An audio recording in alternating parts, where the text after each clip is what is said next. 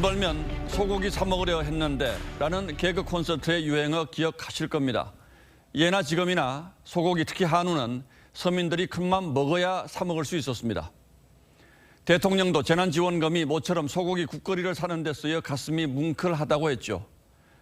추미애 전 장관의 정치자금 카드가 아들의 논산훈련소 수료식 날 쓰인 곳도 훈련소 근처의 고깃집이었습니다. 하지만 의원 간담회 명목으로 처리된 데다 추 전 장관은 그날 파주의 군부대를 방문했습니다. 논산건을 비롯한 정치자금 유용 의혹에 그의 국회 답변은 이랬습니다.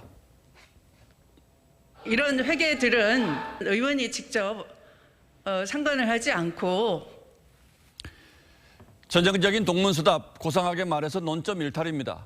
그는 공소시효가 지나지 않은 아들 훈련소 수료 때 쓴 19만 원만 벌금 50만 원에 약식 기소됐습니다.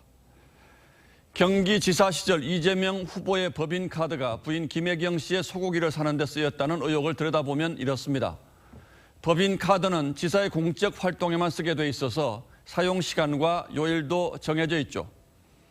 당시 7급 공무원 A씨는 정육점 아닌 정육식당에서 개인 카드로 지불한 뒤에 이튿날 법인카드를 쓸 수 있는 점심시간에 다시 가서 취소하고 새로 결제했다고 했습니다.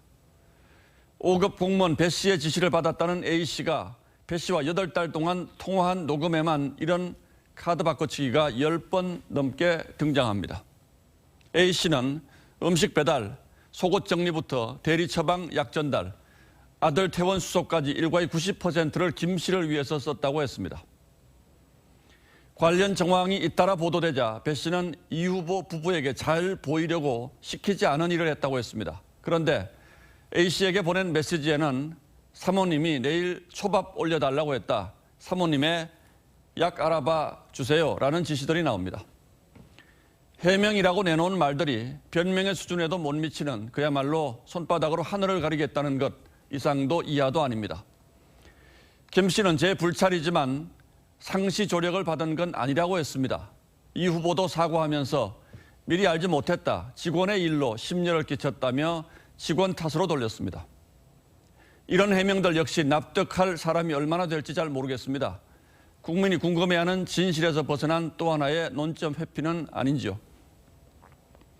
이재명 후보가 성남시 공무원들에게 경고했던 이걸, 그리고 김 씨가 김건희 씨 녹취록 논란 때 했던 이 말을 이제는 두 분께 돌려드립니다. 대통령이라는 큰 권한에 영향을 미칠 수 있는 배우자는 무한 검증해야 합니다.